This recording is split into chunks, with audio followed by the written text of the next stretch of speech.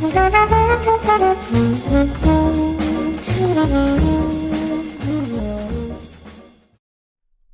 to Take 5, a podcast brought to you by Newleaf Training and Development. Each edition is an inspiring interview with a leader worth listening to. Enjoy! Hey, I'm Paul Butler. I'm one of the client partners at Newleaf Training and Development, and I'm so delighted to be joined today by Ed Masterson, who would also count as a close friend as well. And Ed's a certified life coach with the Elliott Associates company.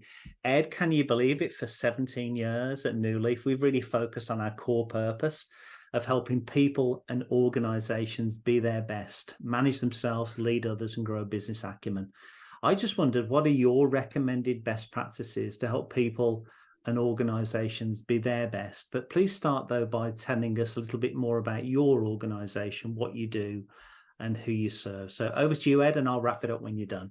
Thank you, Paul. I appreciate it. So as you mentioned, and thank you for mentioning that, a new career venture for me, working as a certified life coach now for a practice down in Orange County, even though the remote work that I do can all be done from here in my home. So certified life coaching is working out very well for me. As you know, I used to work in the event production business, and prior to that, for a number of years, I worked in the film industry as well as a production coordinator, tour guide, screenwriter, things of that nature. Bad screenwriter. I don't want to give the impression I was a great screenwriter. When it comes to, Paul, to your question specifically, when it comes to best practices in business, I think my number one thing that guides me, no matter what job I've ever had in my life, and I've had a litany of jobs throughout my lifetime, has always been honesty. And I know that sounds like a very sort of, self-righteous kind of appraisal of myself, and I don't mean it to, but I'll break it down into kind of a relationship reality when it comes to the business world. I think if you're honest in the way that you present yourself and that you deal with people, especially as a salesperson. I've been a salesperson 2 times in my life, once for a security patrol company and once for the entertainment company I work for, the event production company, SOS Entertainment.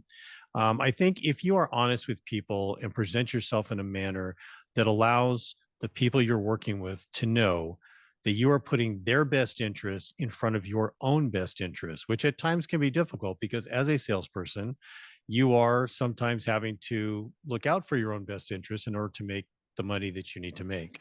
But what I've learned is if you are honest and you are forthright and have integrity in the way that you deal with people, they will come to trust you in a manner that I think in the long run benefits you more than maybe skirting honesty a little bit here and there on an individual or on a per instance basis to benefit yourself financially. I feel that having people trust you in business is the most important thing, because then even if you have to give them information that they don't want to hear, which occurs in all businesses at some point, they know that you're being truthful with them and they know that they can rely on you to always have their best interest first. And I used to do a lot of education for our clients as well, no matter what business I was in, whether it was when I worked at the security patrol company or at the event production company. I tried to educate our clients about what we did as a company.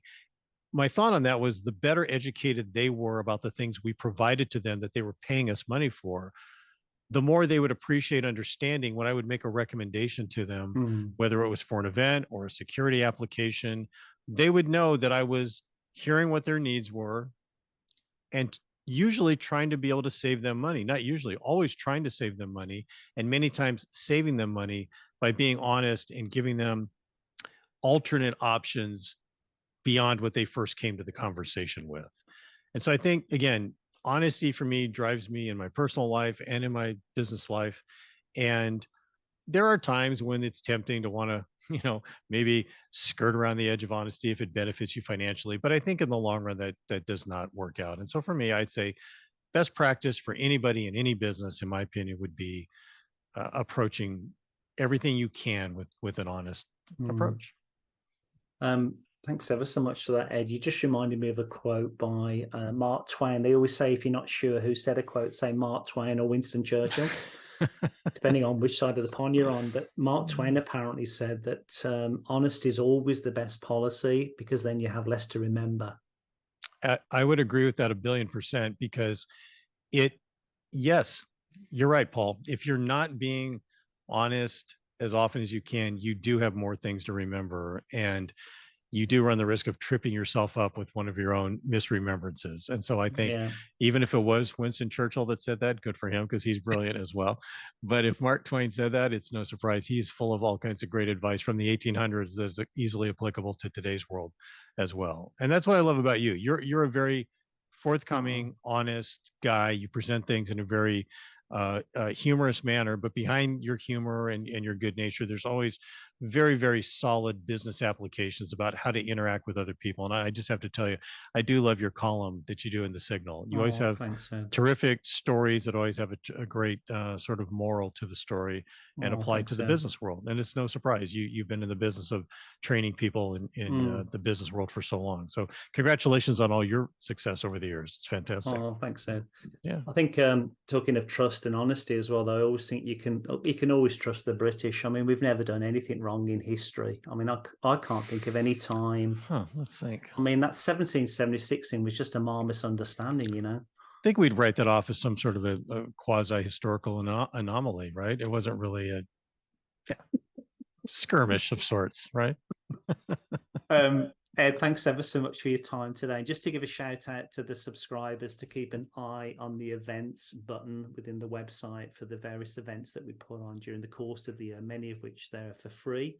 And we put them on often with professional associations, so keep an eye on that part of the website.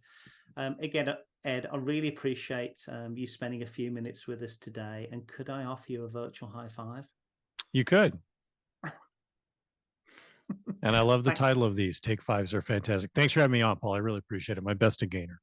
Thank you so much, Ed. Thanks. I hope you found that interview useful, and if you did, feel free to rate, review, and share this podcast. We'll be back next week with another episode, and we also invite you to check out our other weekly podcast, Going the Extra Mile, which is sure to lift your spirit and encourage you in today's working world. Bye for now.